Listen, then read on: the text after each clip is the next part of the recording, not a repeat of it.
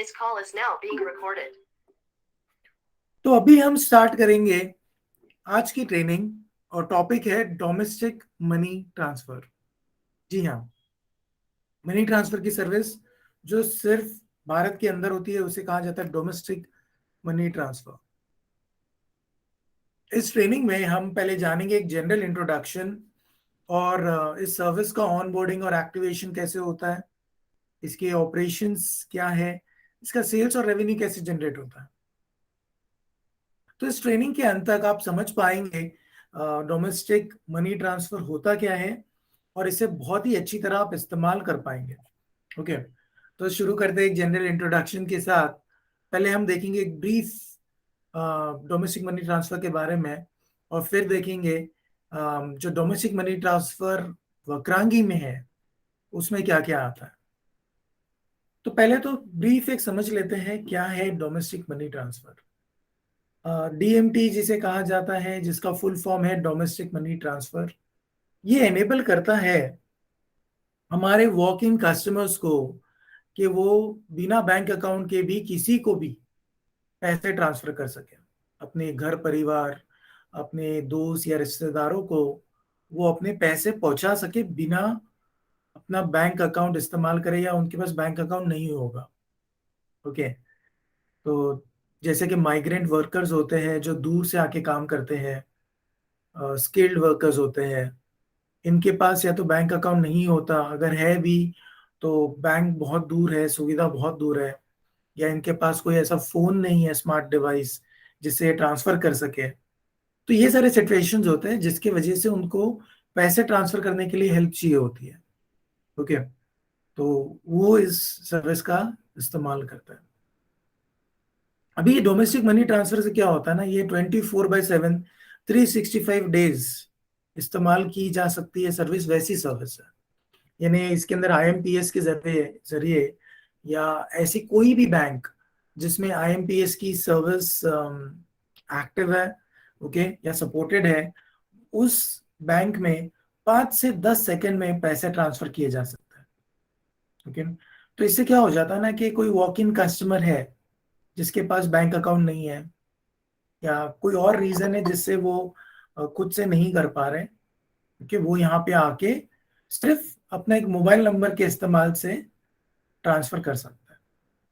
Okay, तो इनको किसी लाइन में नहीं लगाना, दूर बैंक ब्रांच में नहीं जाना, ये सारे प्रॉब्लम हट जाता है। अभी अगर मैं बात करूं कि डोमेस्टिक मनी ट्रांसफर जो वक्रांगी में है इसमें क्या है, तो देखिए हमारे यहाँ पर आपके केंद्र पे आने के बाद, ओके, वो जो कस्टमर है वो कहीं भी पूरे इंडिया में कहीं भी किसी को भी अपने उस पर्सन के अकाउंट में पैसे ट्रांसफर कर सकता है। ओके, तो इंडिया के किसी भी कोने में कोई भी कस्टमर के जो भी रहेगा, रिलेटिव, फ्रेंड्स, कोई भी, उसके बैंक अकाउंट में पैसे ट्रांसफर किए जा सकते हैं। इसके अलावा लोग इसे डिपॉजिट करने के लिए भी वापरते हैं, यानी कि खुद के अकाउंट में पैसे डिपॉजिट करने हैं तो बैंक बहुत दूर है तो वो इस तरह से भी डिपॉजिट करते हैं। राइट, आपके लिए बहुत ही हाई अर्निंग बिजनेस है ये, हाई इनकम मिलता है आपको। 0.60 पैसे पर चार्जेस है। ओके, यानी कि 600 रुपये होते हैं हर लाख रुपए के ट्रांजैक्शन में। ओके, और बहुत ही अच्छे से ये इंटीग्रेट किया गया है पीपीआई सिस्टम के साथ, बैंकिंग सिस्टम के साथ। ये देता है एक स्मूथ एक्सपीरियंस अपने यूजर्स को।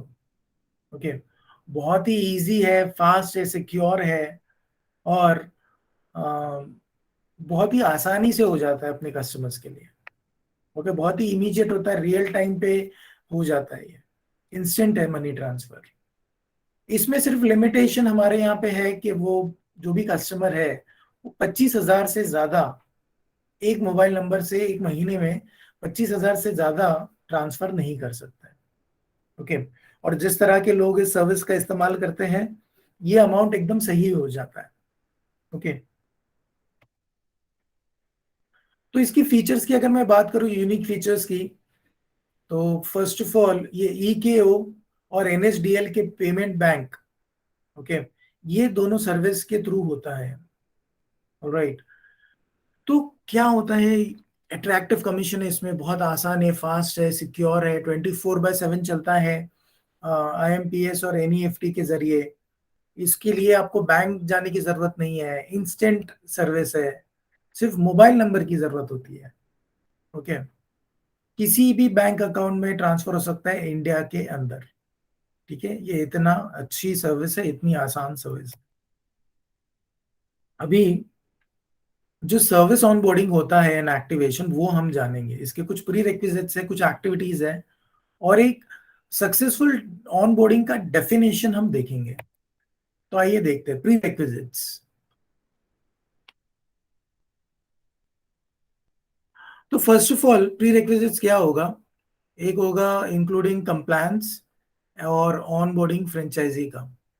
तो पहले तो फ्रेंचाइजी को जो है डायरेक्टली कोई लॉज नहीं है, क्योंकि मतलब कोई ऐसा एक डायरेक्ट लॉ नहीं है आपके लिए मॉनेटरी ट्रांजैक्शंस के लिए। लेकिन आरबीआई के और बाकी इंस्टीट्यूट्स के ऐसे बहुत सारे गाइडलाइंस हैं जो बने हैं फंड ट्रांसफर के ऊपर।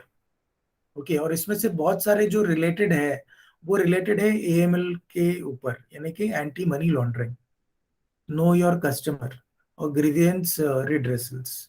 तो इसके ऊपर कुछ गाइडलाइंस है आरबीआई के, और भी कुछ गवर्नमेंट बॉडीज है उनके। तो वो आपको फॉलो करना होता है, राइट।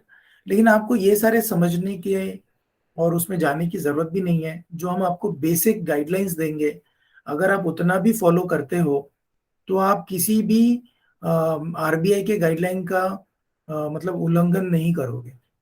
ठीक है, किसी एग्जाम सर्टिफिकेशन की जरूरत नहीं है आपको ये सर्विस चलाने के लिए। तो एक्टिविटीज जो आपको परफॉर्म करनी है, ओके, क्या है? आपको लॉगिन करना है वीकेएमएस पर और फॉलो करना है कुछ स्टेप्स। ओके, और एक्सेस करना है डोमेस्टिक मनी ट्रांसफर की सर्विस। तो कहाँ जाएंगे आप? वीकेएमएस पे जाएंगे। वीकेएमएस पे लेफ्ट साइड पे आपको दिखेगा फाइनेंशियल सर्विसेज का मेन टैब। ओके, उसमें सब टैब होगा डोमेस्टिक मनी ट्रांसफर, तो वो आपको इस्तेमाल करना होगा, राइट। इसके अलावा आपको जो है मेन्यू पे क्लिक करना है। ओके, और उसके ऊपर ओपन होगा टर्म्स एंड कंडीशन पेज, और उसके ऊपर जाके आपको एक्सेप्ट करना होता है। तो आइए मैं आपको बता दूं। तो आप गए वीकेएमएस पर, आपने क्लिक किया फाइनेंशियल सर्विस, उसमें क्लिक किया डोमेस्टिक मनी ट्रांसफर, राइट। उसमें आपने टर्म्स एंड कंडीशन के पेज को ओपन किया, तो ऐसे पॉपअप आएगा। नीचे होगा ऑप्शन कंफर्म करने का। ओके, तो नीचे आप स्क्रॉल करके कंफर्म पे क्लिक करेंगे, आपकी सर्विस एक्टिवेट हो जाएगी। Okay, next. तो ये रहा सर्विस एक्टिवेशन, आपने देख लिया, बहुत आसान है, बहुत सिंपल, एक स्टेप, एक क्लिक करना है बस। ओके, तो बहुत सारे ऐसे कोई हो गए जिसको लग रहा होगा कि अभी तक मेरी सर्विस एक्टिवेट नहीं हुई। तो आप स्टेप याद रखिए क्या करना है, जाके सिर्फ खुद से एक्टिवेट पे क्लिक करना है, कंफर्म पे क्लिक करना है। ओके, तो आगे बढ़ते हैं सर्विस ऑपरेशंस पे। नेक्स्ट आएगा, ओके, नेक्स्ट आएगा आप सर्विस ऑपरेशंस में हम देखेंगे कि किस तरह से कंडक्ट करना है वेरियस ट्रांजैक्शंस, कमीशन का स्ट्रक्चर क्या होगा, पे आउट क्या होगा, टिपिकली ऑब्जर्व्ड इश्यूज क्या है, कुछ डूज एंड डोंट्स हम जानेंगे, और कुछ क्वेश्चंस है जो बहुत सारे लोगों ने पहले पूछे हैं, फ्रीक्वेंटली आस्क्ड क्वेश्चंस, वो भी हम देखेंगे।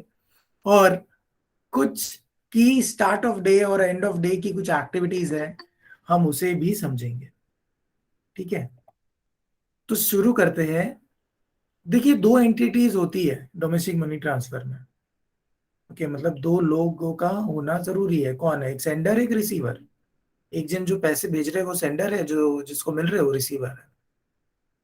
सेंडर के पास क्या चाहिए? सिर्फ एक वैलिड मोबाइल नंबर की जरूरत है। ओके, ना बैंक अकाउंट चाहिए, ना कुछ चाहिए, एक वैलिड मोबाइल नंबर, साथ में पैसे भी चाहिए जो ट्रांसफर करना है। नेक्स्ट, जो सेंडर है, इसको किसी बैंक अकाउंट की जरूरत नहीं है, उसको सिर्फ कैश वक्रांगी केंद्र में पे करना है, बस इतना हो गया। तो इनकी रिक्वायरमेंट इतनी है। अब जो रिसीवर है, जिसे हम बेनिफिशियरी भी कहते हैं, रिसीवर कहते हैं, जिसको पैसे मिलने हैं, उसकी हमें चार चीजें लगेगी। क्या? एक तो उनका पूरा नाम, रिसीवर का पूरा नाम। दूसरा, उनके बैंक का नाम। तीसरा, उनके बैंक अकाउंट का नंबर। ओके। और लास्ट में रिसीवर का मोबाइल नंबर। तो आपको जो है ये चारों चीजें लेनी है रिसीवर की। और ऑफ कोर्स अमाउंट तो आपके पास होगा, जो सेंटर ने आपको कैश ऑलरेडी दे दिया है, तो उतना अमाउंट इनको ट्रांसफर हो जाएगा। ठीक है। अभी ये कंडक्ट कैसे करना है? ओके, ये ट्रांजैक्शन होगा कैसे? बहुत ही simple step by step process है। ओके, जो फ्रेंचाइजी को फॉलो करने हैं। ओके, पहले तो सेंडर का आप मोबाइल नंबर ले लो, उसको रजिस्टर कर लेंगे आप अपने सिस्टम में। तो जो भी सेंडर है उसने एक मोबाइल नंबर दिया, आपने एंटर किया, रजिस्टर हो गए। ओके, नेक्स्ट अब बेनिफिशियरी की डिटेल्स को मैप करेंगे। अभी जब भी आप बेनिफिशियरी डिटेल्स मैप कर रहे हो सेंडर के साथ, तो उस नंबर और क्या नाम से जो सेंडर है, इनके मल्टीपल बेनिफिशियरी भी हो सकते हैं, पॉसिबल है। ठीक है, तो आप वो मैप कर देंगे।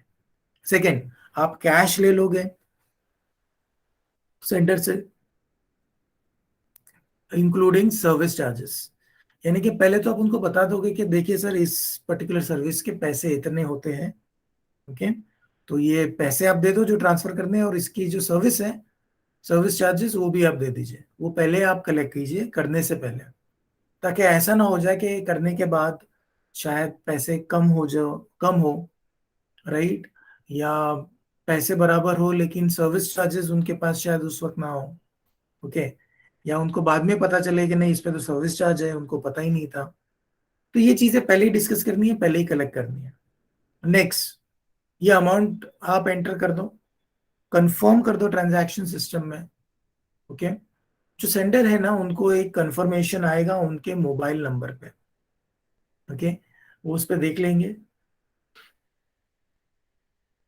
और ट्रांसफर हो जाएगा। नेक्स्ट, हम लोग क्या करेंगे? तो कैसे करना है ये कंडक्ट, कैसे करना है ये ट्रांजैक्शन? ओके, तो देखते हैं स्टेप बाय स्टेप। अभी आपने क्या किया? अभी मैं आपको बता रहा हूँ जो स्टेप्स, वो ईकेओ हो या एनएसडीएल की पेमेंट बैंक है, दोनों के लिए सेम है। ओके, और आप किसी एक सर्विस को इस्तेमाल कर रहे हो, आपको दूसरे पे स्विच करना है, तो वो कैसे होता है मैं आपको वो भी बताऊंगा बाद में। ओके, एंड में जब मैं आपको स्पॉक का डिटेल्स दूंगा, उसी वक्त मैं आपको बताऊंगा कि आप स्विच कैसे कर सकते हो।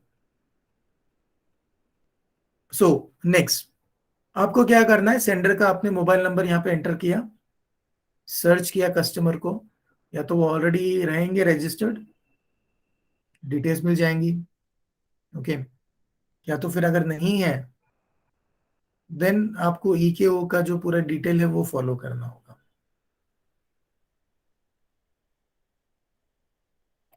नेक्स्ट, जो रिसीवर है, जिनको पैसे मिलने हैं, उनके आप बैंक का नाम लेंगे, उनका अकाउंट नंबर।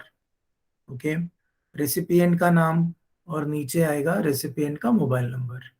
दिख रहा है आपको? चार चीजें यहाँ पे मेंशन्ड है, आप ये कंपलसरी हमको लेनी है। ठीक है, इस तरह बेनिफिशियरी ऐड हो गए। अब आप तीसरे स्टेप पे आ गए। आपको जो है ना अमाउंट एंटर करना है। अब ये अमाउंट आपको कस्टमर ने ऑलरेडी कैश दिया है, राइट। आपको क्या करना है? इस अमाउंट को यहाँ पे एंटर करना है, और आपको क्या सिलेक्ट करना है? आईएमपीएस, और फिर कंफर्म पे क्लिक करना है। नेक्स्ट, जैसे ही आप कर देंगे, आपको एक सक्सेसफुल ट्रांसफर कंफर्मेशन का मैसेज आ जाएगा अपने ही साइट पर, यानी आप जिस पे कर रहे हो काम उसी पे आ जाएगा। साथ ही साथ जो आपके सेंडर है, उनके मोबाइल पर भी एक मैसेज आ जाएगा। ओके, रिसीवर को शायद उनके बैंक से एसएमएस चला जाए कि कुछ पैसे उनके अकाउंट में ट्रांसफर हुआ है। अभी हम चार्जेस समझ लेते हैं।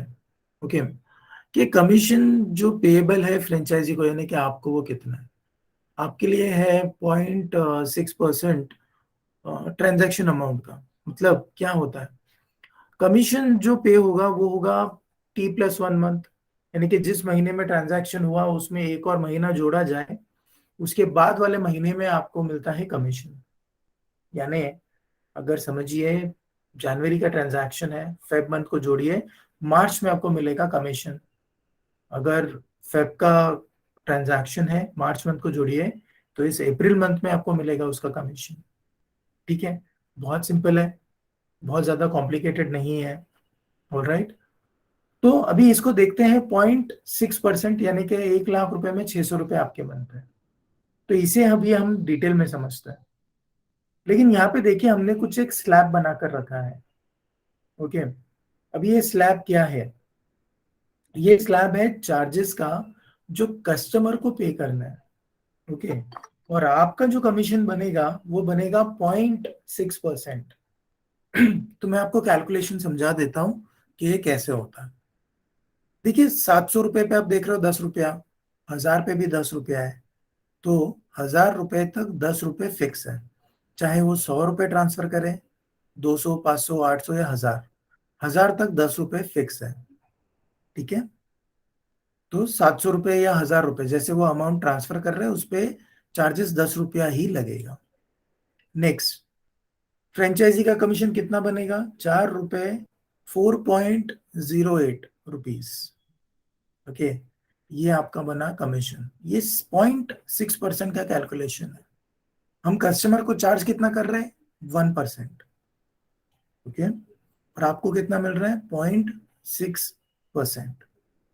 तो आगे देखते हैं, 1200 में आपका चार्जेस कितना होगा? 12 रुपए।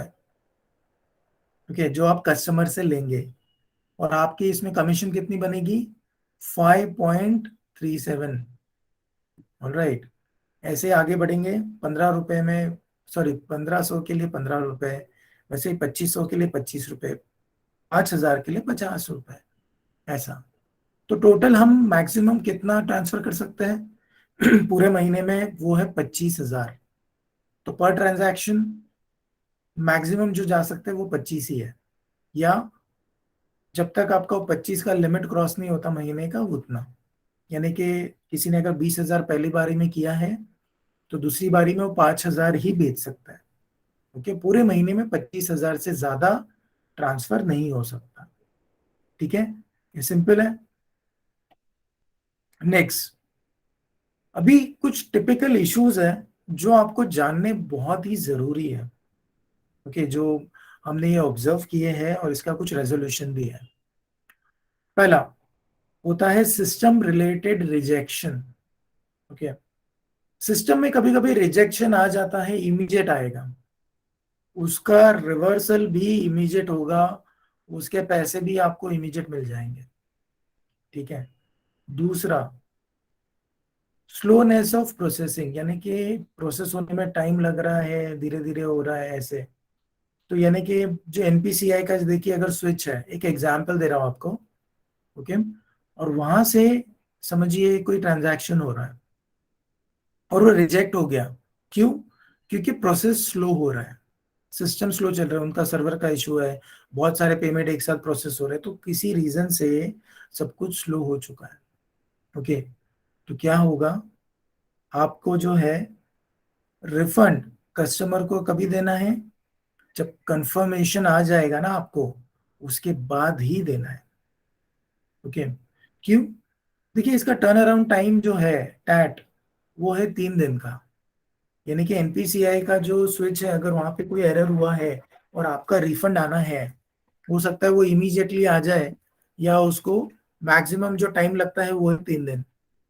तो बिना रिफंड आपको आए या आपको कंफर्मेशन आए, अगर आपने रिफंड दे दिया तो वो आपका नुकसान हो जाएगा।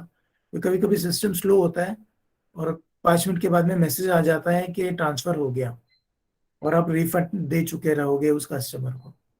राइट, तो इसीलिए हमें रिफंड प्रोसेस फॉलो करना बहुत जरूरी है। तो रिफंड प्रोसेस क्या होता है? देखिए, refund process in case money transfer का ट्रांजैक्शन हो रहा है, अगर रिजेक्ट हो रहा है, ओके, कस्टमर को एक ओटीपी आता है उनके मोबाइल नंबर पे। अब कस्टमर को ये ओटीपी आपको देना है। ओके। और जैसे ही आप इसे सिस्टम में एंटर करेंगे, सिस्टम में एंटर करने के बाद ओके, आपके वॉलेट में वो अमाउंट क्रेडिट हो जाता है, रिफंड। ओके। और कस्टमर चार्जेस भी। तो इसके बाद में आप ये रिफंड कर सकते हो कस्टमर को। ओके। तो बहुत ही सिंपल है, बहुत ही आसान है। जब तक उनको वो मैसेज ओटीपी नहीं आया, वो ओटीपी आपने सिस्टम पे नहीं डाला और आपको खुद को रिफंड नहीं आया, आप रिफंड मत कर दो। ओके। कभी कभी ऐसा हो सकता है कुछ मिनटों बाद में उनका ट्रांजैक्शन हो गया और आप रिफंड ऑलरेडी कर चुके थे। तो ये एक हो गया। अभी देखते हैं डूज एंड डोंट्स। ओके, तो शुरुआत करेंगे डूज से, मतलब जो चीजें करनी चाहिए। ओके। एक तो है, आप इंश्योर कीजिए कि आपका जो वॉलेट है ना, वक्रांगी का फ्रेंचाइजी वॉलेट, ओके, वो प्रॉपरली फंडेड है, यानी कि उसके अंदर बहुत सारे पैसे हैं। ओके। और जो डेली रिक्वायरमेंट है आपकी डोमेस्टिक मनी ट्रांसफर की, उसके हिसाब से आपने उसमें रखा है। देखिए, ये सबके लिए अलग होगा। कोई कोई फ्रेंचाइजी होगे ना, वहां पर शायद डोमेस्टिक मनी ट्रांसफर कम होता होगा, या उन्होंने उतना उसको एडवर्टाइज नहीं किया है। कोई कोई हो गए जहां पर ये बहुत ही अच्छे से एडवर्टाइज हो चुका है, लोग जानते हैं और उनके अंदर बहुत भीड़ होगी, डेली के बहुत ज्यादा ट्रांजैक्शन होते रहेंगे, डेली का मनी ट्रांसफर बहुत ज्यादा होगा। तो ऐसे फ्रेंचाइजी को अपने हिसाब से, मतलब जितना ट्रांजैक्शन उस हिसाब से वॉलेट में पैसे रखने चाहिए। क्योंकि आप भी जानते हो, येस बैंक से जब आप रिचार्ज करते हो वॉलेट, हमने सीखा था ये मॉड्यूल 1 की ट्रेनिंग में वीकेएमएस के अंडर, जिसमें वॉलेट रिचार्ज सीखा था। आधा घंटा लगता है वॉलेट के अंदर पैसे दिखने में या अपडेट होने में। ओके। तो इसलिए आपको वो वॉलेट प्रॉपरली फंडेड रखना है, फर्स्ट। अब दूसरी चीज, इसको बहुत अच्छे से प्रमोट भी करना है। तो यानी आप पोस्टर वगैरह प्रॉपरली डिस्प्ले करो आप, जिसमें दिखाई दे कि domestic money service, domestic money transfer की सर्विस आपके यहाँ पर अवेलेबल है। ओके। ये क्लियरली विजिबल होनी चाहिए आपके वॉक इन कस्टमर्स को। ओके। जो लोग जा रहे हैं आसपास से, उनको दिखनी चाहिए। आपकी सराउंडिंग एरिया में पता होना चाहिए। तो जितना हो सके आपको उसे प्रमोट करना है। ओके। और एक इम्पॉर्टेंट चीज है ना, आप है ना हर रोज सुबह में, दिन शुरू करने से पहले आप चेक कर लो क्या सब चीजें बराबर चल रही है। यानी कि कंप्यूटर बराबर है, प्रिंटर है बराबर, आपके सॉफ्टवेयर सब बराबर चल रहे हैं, वीकेएमएस में आपका लॉगिन हो रहा है नहीं हो रहा, वाईफाई इंटरनेट कैसा चल रहा है। सुबह ही सब चेक कर लो, दिन की शुरुआत से भी पहले। ओके। क्या होगा फिर इसमें, जो पूरा दिन आप जब भी बिजनेस कर रहे हो, भीड़ होगी, उस वक्त कोई प्रॉब्लम नहीं आ जाएगा। जैसे आप बैठे और अचानक कस्टमर आए और उसी वक्त आपको पता चलता है कि सिस्टम में कुछ इशू है या कोई तकलीफ आ रही है, आप कुछ फिक्स नहीं कर पा रहे। तो ये सारी चीजों को फिक्स करने के तरीके बहुत सिंपल है। आप पहले ही चेक कर लो, सुबह ही फिक्स कर दो दिन शुरू होने से पहले। राइट। कस्टमर को आप इन्फॉर्म कीजिए एग्जैक्ट चार्जेस। ओके। जो भी इस मनी ट्रांसफर के चार्जेस है जो हमने पहले समझे, वो आप बता दो कस्टमर को करने से भी पहले। क्या होगा अगर आपने किया और बाद में आपने बताया और उनको वो शायद नहीं पसंद आए, तो वो आपके पास दोबारा नहीं आते। अगर आपने अपफ्रंटली बता दिया, तो ये बहुत ही ट्रांसपेरेंसी रहती है और कस्टमर पे करते हैं, क्योंकि ये अमाउंट बहुत कम है, 1%। ओके। तो आगे बढ़ के देखते हैं। जो भी आपको पैसे ट्रांसफर करने हैं, कमीशन है, वो पहले ही ले लो आप, ट्रांजैक्शन करने से पहले। कोई एरर होता है, नहीं हो जाता है ट्रांजैक्शन, आप पैसे वो लौटा तो सकते हो, ठीक है, लेकिन एक बार ट्रांजैक्शन हो जाता है तो वो आपके वॉलेट से उनके रिक्वेस्टेड अकाउंट में जा चुके रहता है, उसमें कोई चेंजेस नहीं हो सकता। उसके बाद अगर वो आपको कैश नहीं दे पाए किसी कारणवश, तो वो डिफिकल्टी होती है रिकवरी में। ओके। तो इसके लिए बेस्ट होता है आप पहले कैश जो ट्रांसफर करना है, उसके साथ जो कमीशन बनता है वो पहले आप ले लो। ओके। सारी करेंसी नोट्स को आप चेक करो। ओके। जो भी कैश कोई देता है कस्टमर, तो फेक करेंसी की डिटेक्शन की मशीन होती है, उसमें से गुजारे। उसके बाद में वो सेम पैसे को आप गुजारे करेंसी काउंटिंग मशीन से, कंफर्म कर लीजिए कि कोई फेक नहीं है और काउंट भी बराबर आ रहा है। ओके, उसके बाद ही आप ट्रांजैक्शन कीजिएगा। डोंट्स, चीजें जो नहीं करनी चाहिए।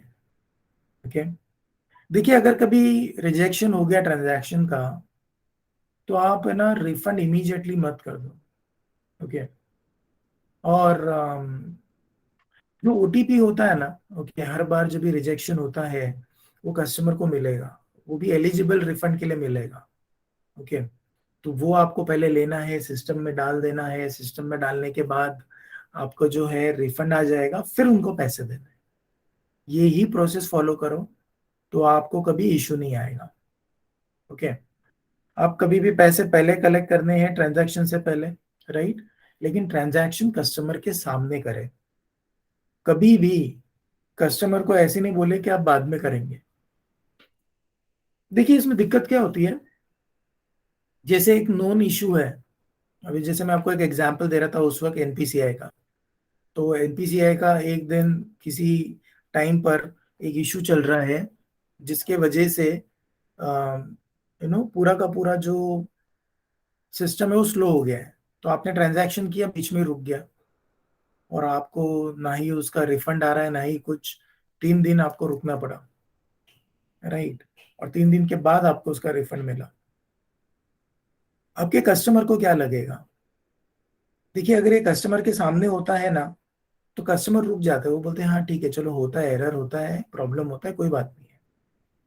रिफंड भी उनको ओटीपी आएगा, उनको रिफंड मिल जाएगा, तो खुशी खुशी आपको कुछ बोलेंगे नहीं। वो उसके बाद बोलेंगे अच्छा ठीक है अभी हो गया रिफंड, अभी आप कर लो, अभी चल रहा है बराबर सिस्टम, आप कर दो ट्रांसफर, ठीक है। लेकिन अगर आपने पैसे लेके रख दिए और कस्टमर चले गए, उसके बाद अगर ये होता है, तो ये कस्टमर को बिलीव करना कभी कभी डिफिकल्ट हो जाता है। ओके, वो रुकना तो उनके पास कोई ऑप्शन नहीं होता, लेकिन उसके बाद शायद वो रिपीट बिजनेस में आपके पास ना आए। इसीलिए कस्टमर के प्रेजेंस में कीजिए। अगर कोई एरर होता भी है, कस्टमर खुद इसे देखकर समझ पाएंगे।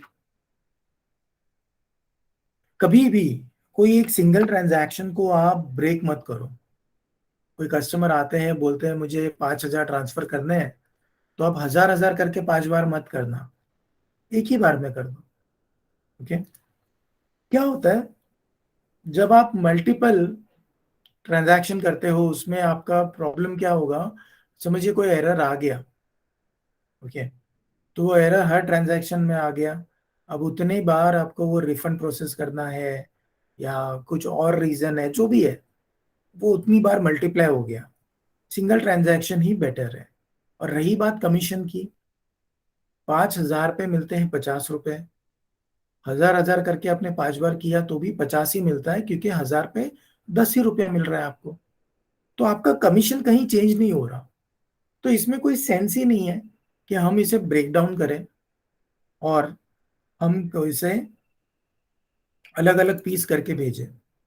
ओके, दूसरा, कभी भी ना किसी गलत ट्रांजैक्शन में आप मत जाइए।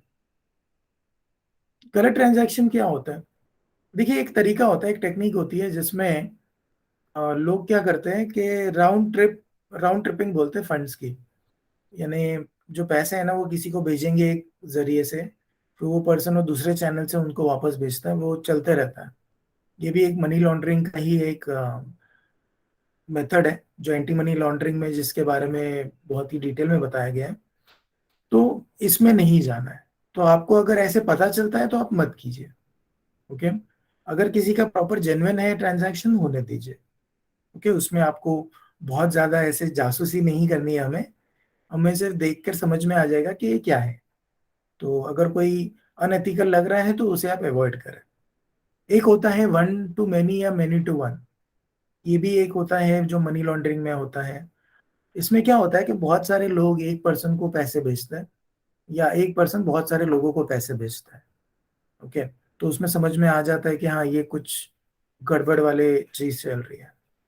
लेकिन जरूरी नहीं है, देखिए कोई जेन्युइन भी हो सकता है। अगर उनके जेन्युइन रीजन है तो आप प्लीज करने दीजिए, कोई प्रॉब्लम नहीं है। जैसे मैं आपको एक एग्जांपल दे दूं, अभी जैसे कुछ समझो कोई ठेकेदार है, या कोई छोटे से कॉन्ट्रैक्टर है जो काम करा रहे हैं। अभी उनके लिए बहुत डिफिकल्ट है कि हर एक अपने मजदूर के पास जा जा के पैसे दे। ठीक है, एक एग्जाम्पल दे रहा हूँ मैं आपको।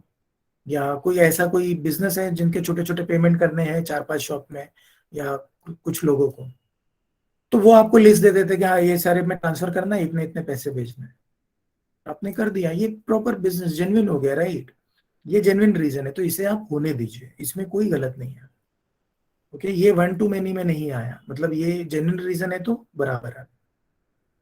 एक और चीज है जो आपको कभी नहीं करनी, वो है कस्टमर की इंफॉर्मेशन आप कभी मत बेचो थर्ड पार्टी को। मतलब देखिए, आपके पास ऐसे ना बहुत बार होगा, लोग आएंगे बोलेंगे कि अरे आपके पास जो लोग आते हैं मनी ट्रांसफर के लिए, इनके पास शायद तो बैंक अकाउंट नहीं होगा, या बैंक अकाउंट नजदीकी बैंक का कोई अकाउंट नहीं होगा, तो आप इनका हमें डिटेल दीजिए, हम इन्हें बैंक अकाउंट ओपन कर देंगे, हम फ्री अकाउंट दे रहे हैं, या हम लोन प्रोवाइड कर रहे हैं, और आपको बोलेंगे आपको कुछ कमीशन मिलेगा, जो भी जिससे भी तरीके से मांगे, आपसे हेल्प के लिए मांगे, या कोई आपको मॉनेटरी बेनिफिट दे के मांगे, आप इसमें कभी मत इंडल्ज होना। ओके, अंडरस्टैंड कीजिए, कस्टमर का इंफॉर्मेशन आपके लिए बहुत इंपॉर्टेंट है। अगर आपके यहाँ से किसका डिटेल अगर जाता है तो फिर वो कस्टमर भी आपके से छूट जाएगा। दूसरी चीज, जो डिटेल्स ले रहे हैं वो शायद कोई फ्रॉड करने वाले भी हो सकता है। ओके, वो शायद कुछ गलत काम करने वाले हो सकते हैं, या सही भी कर रहे हैं तो टेली मार्केटिंग कर करके कस्टमर को परेशान कर सकता है। तो इस तरह से आप अपने ही कस्टमर्स का नुकसान कराएंगे, आपका नुकसान आपके कस्टमर के नुकसान से हो जाएगा, क्योंकि वो आना बंद हो जाएंगे। ठीक है, तो ये हमें समझना बहुत जरूरी है। ओके, नेक्स्ट कुछ फ्रीक्वेंटली आस्क्ड क्वेश्चंस है। ओके, तो यहाँ पे आप ओपन करके इसे देख सकते हो, लेकिन मैं आपको बता दूं ये सारे वैसे क्वेश्चंस है ना जो हमने पहले ही आंसर कर दिए, जैसे कि what is domestic money transfer, ये हमने पहले ही शुरुआत में ही एक्सप्लेन किया है। ओके, हु इज एलिजिबल, जो भी एक पर्सन जो इंडियन है, ओके, जिसके पास एक वैलिड मोबाइल नंबर है, वो एलिजिबल है मनी ट्रांसफर करने के लिए। ओके, आपको क्या कोई आईडी प्रूफ वगैरह देना है मनी सेंड करने के लिए? नहीं, कोई जरूरत नहीं है। ओके, हम कोई पैन कार्ड आधार कार्ड कुछ नहीं मांग रहे। ओके, लेकिन एक वैलिड नंबर चाहिए। आप देख सकते हो अगर चाहिए तो, ताकि आप अपने एंड से एक सेफ्टी रखो कि आपके यहाँ से जो भी ये ट्रांजैक्शन हो रहा है वो जेन्युइन हो रहा है। नहीं, हमें कोई कॉपी नहीं मेंटेन रखनी है, हमें कोई ऐसे प्रूफ नहीं चाहिए। ठीक है, इसके अलावा कितना टाइम लगता है? 5 से 10 सेकेंड लग जाता है आईएमपीएस के through, right? Do I get any alert? Money transfer का आपको तो सिस्टम पे दिखेगा कि ट्रांसफर हो गया आपके एंड से, आपके सेंडर को मैसेज आएगा, एक एसएमएस जाएगा कि मनी ट्रांसफर हो चुका है, और जो रिसीवर है उनको अपने बैंक से मैसेज आ जाएगा कि उनके पैसे कुछ अकाउंट में कुछ क्रेडिट हुआ है अमाउंट। ओके,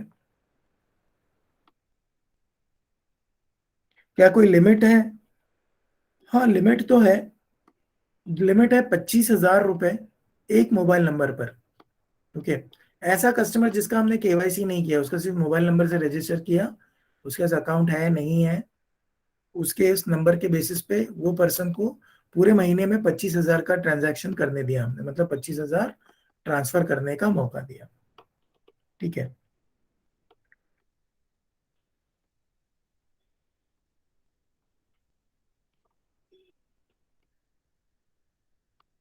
क्या होगा अगर आपने किसी रॉन्ग अकाउंट में पैसे ट्रांसफर कर दिया?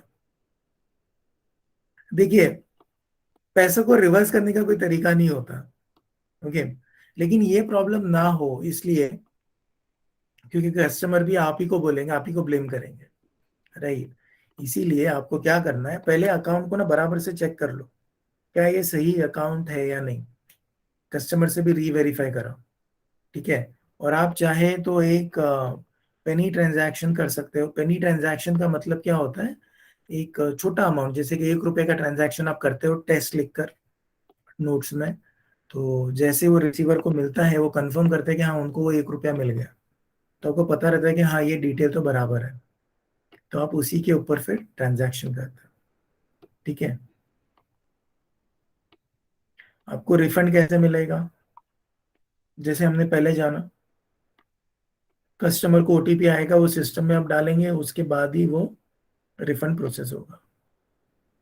Okay, next what is IMPS? ये इंस्टेंट मनी ट्रांसफर की सर्विस है।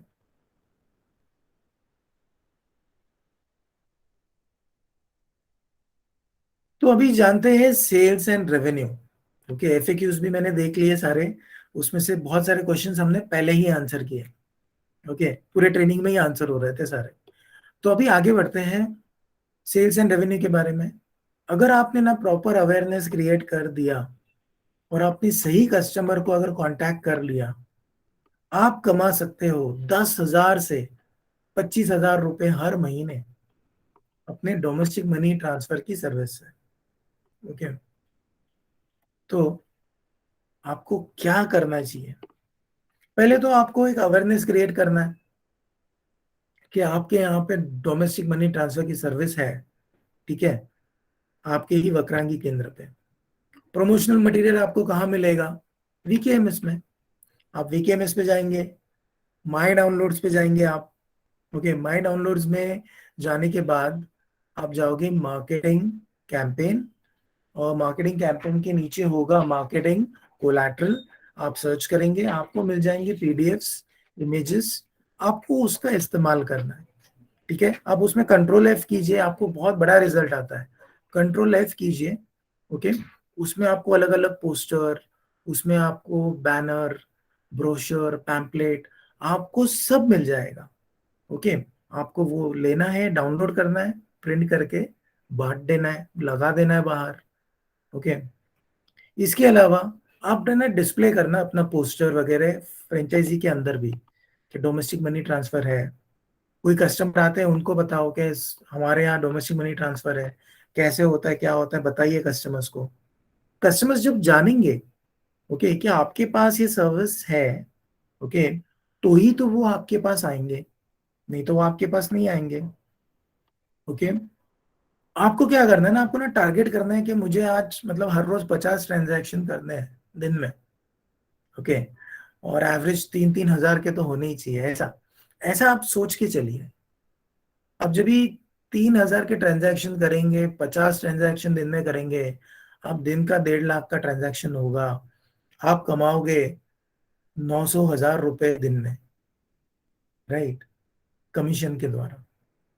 तो ये टारगेट होना चाहिए दिन में कि आप दिन भर में 1,000 रुपए बना लो। तो उसके लिए जितनी एडवर्टाइजिंग करनी है, जितनी मार्केटिंग करनी है, आप वो कीजिए।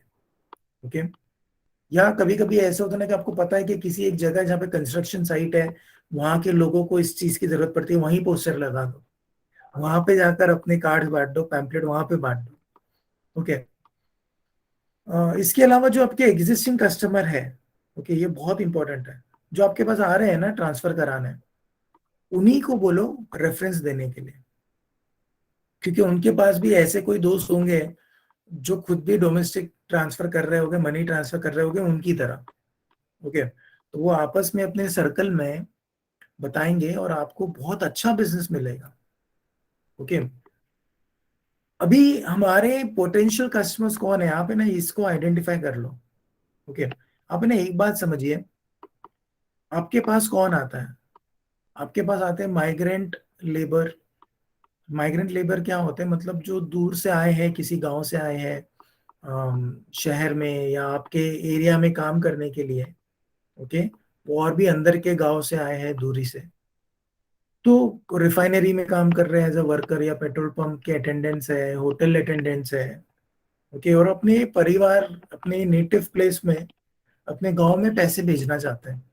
ओके, तो उनके वो आ सकते हैं आपके घर, छोटे छोटे कॉन्ट्रैक्टर, छोटे बिजनेस के ओनर, स्टोर के ओनर, राइट, या होटल ओनर, सुपरमार्केट, जो अपने स्टाफ को सैलरी ट्रांसफर कर रहे हैं, या जो कर रहे हैं किसी और तरह का मनी ट्रांसफर अपने बिजनेस के हिसाब से। ओके, तो वो खुद करने से अच्छा वो आपको दे देते हैं, हाँ ठीक है आप इतना ले रहे हो, कोई बात नहीं, ले लो, 1,000 पे 10 रुपए, कोई बात नहीं, आप ट्रांसफर कीजिए, लीजिए। ओके, या तो फिर जो डेली वेज के लेबर्स होते हैं ना, जैसे कि दिन में पैसे कमाते हैं दिन भर में, जो भी उनकी दिहाड़ी होती है, जैसे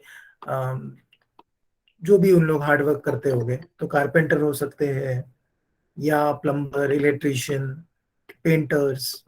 अभी इनको कैसे है ना, इनको ना हर रोज अपने पैसे भेजने होते हैं, या तो किसी किसी को ना अपने खुद के अकाउंट में भी जमा कराने होते हैं।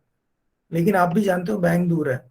अब दिन भर में 1,000 रुपए उनके बने हैं, अब ये उनको अपने खुद के अकाउंट में डालना है, बट उसके लिए जो ट्रैवल करना पड़ेगा उसमें ही पैसे कितने चले जाएंगे। तो इससे तो अच्छा है कि वो आपके इधर आए, 10 रुपए खर्च करें और खुद के अकाउंट में जमा करा दें। ओके, तो इस तरह से लोग आते हैं। तो अकाउंट उनके पास होगा, ओके, या तो नहीं होगा। अगर है भी तो बैंक बहुत दूर है, ठीक है।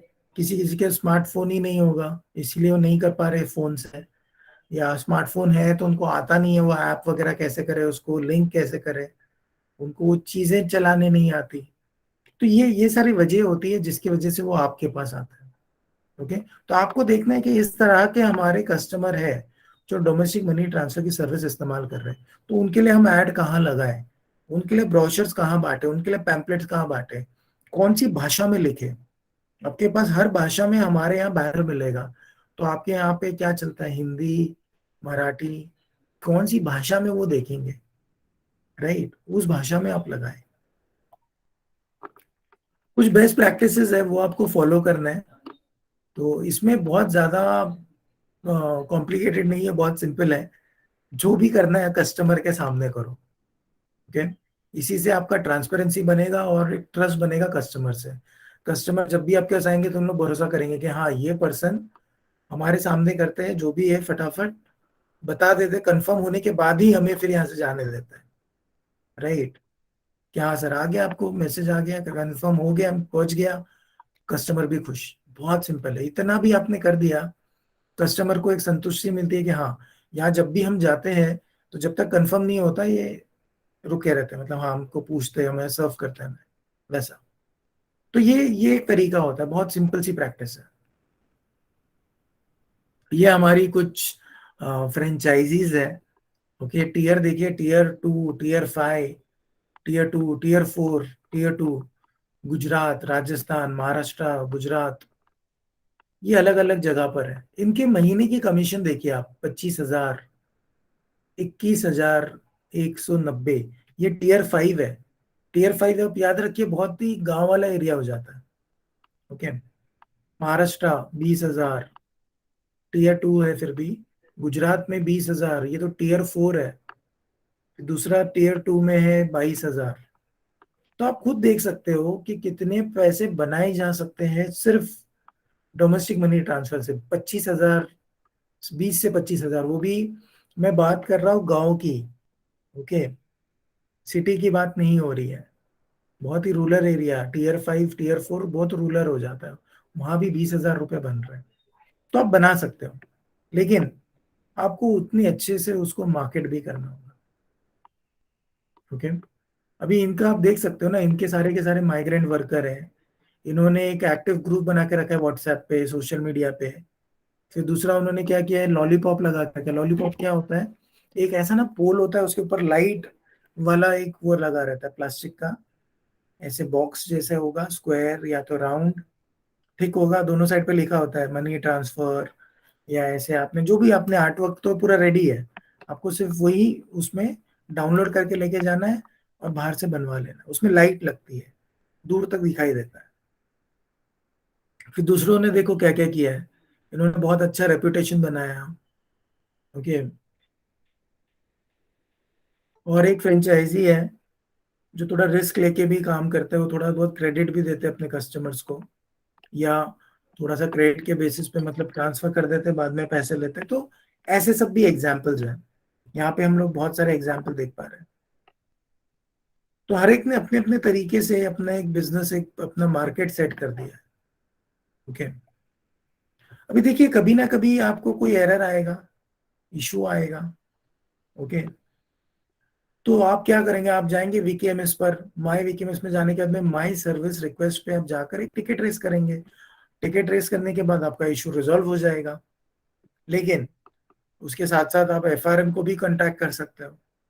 समझिए ये दोनों पे आपने ट्राई किया, कुछ नहीं हुआ, आप 1 दिन 2 दिन रुके, वही ईमेल को आपने फॉरवर्ड किया, मैंने टिकट रेस की, टिकट को ईमेल पे डाला, ये ईमेल मैंने शेयर किया अपने एफआरएम के साथ, कुछ नहीं हुआ। अब वही ईमेल मैंने फॉरवर्ड किया है स्पॉक को।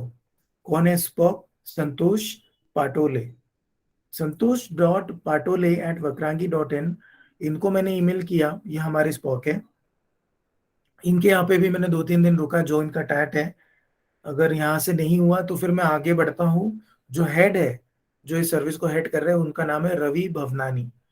तो रवि.भवनानी, अब मैंने यहाँ पे लिखा है ईमेल, आप देख लीजिए। सेम पीडीएफ आपके वीकेएमएस में भी है। ट्रेनिंग, इंडक्शन ट्रेनिंग, नीचे आएगा ट्रेनिंग कोलैटरल, माय डाउनलोड्स में आपको ये सेम पीडीएफ मिल जाएगा। ओके, मॉड्यूल 6 में आता है ये। तो अभी आपने इनको ईमेल कर दिया, ये लास्ट ऑप्शन होगा, राइट। लेकिन आपको ये एस्केलेशन फॉलो करना है, डायरेक्टली स्किप करके आप डायरेक्ट उन्हें ईमेल ना करें, ये स्टेप्स सारे फॉलो कीजिए आप, ठीक है। अभी दूसरा सिनेरियो, एक बार जो मुझे लास्ट टाइम एक फ्रेंचाइजी ने पूछा था कि उनको एनएसडीएल का कुछ पेमेंट बैंक है और उनका पहले ईकेओ था, तो उनको ईकेओ वापस से चलाना है। तो प्रोसेस बहुत ही सिंपल था, जो रवि जी ने हमारे साथ शेयर किया था उस दिन, कि उनको ईमेल लिखना है आपको, ravi.bhavnani@vakrangi.in, इनको आप ईमेल लिखेंगे, सब्जेक्ट में लिख दीजिए पेमेंट बैंक या पेमेंट चैनल चेंज रिक्वेस्ट, और नीचे आप डालेंगे आपके फ्रेंचाइजी की पूरी डिटेल्स, नाम, वीकेआईडी, आपके रजिस्टर्ड नंबर, ईमेल, ये सब। नीचे आप डालोगे करंट, आप कौन सा पेमेंट बैंक यूज कर रहे हो, जैसे कि आप यूज कर रहे हो एनएसडीएल का पेमेंट बैंक या ईकेओ, तो आपको स्विच करना है एनएसडीएल से ईकेओ या ईकेओ से एनएसडीएल, वो आप लिखेंगे कौन सा है और कौन सा चाहिए, दो ही है ऑप्शन। तो उसके नीचे आप लिखेंगे रीजन, कि आप ये स्विच क्यों करना चाहते हैं। ओके, और ऐसा रिक्वेस्ट करके आप ये ईमेल भेज देंगे इस ईमेल आईडी पर, तो ये आपका रिक्वेस्ट जल्द से जल्द पूरा हो जाएगा, 1 से 2 दिन के समय में वो कर देता है, ठीक है। तो ये था पूरा प्रोसेस डोमेस्टिक मनी ट्रांसफर का, राइट। तो नाउ अभी हम दूसरे टॉपिक पे जाएंगे।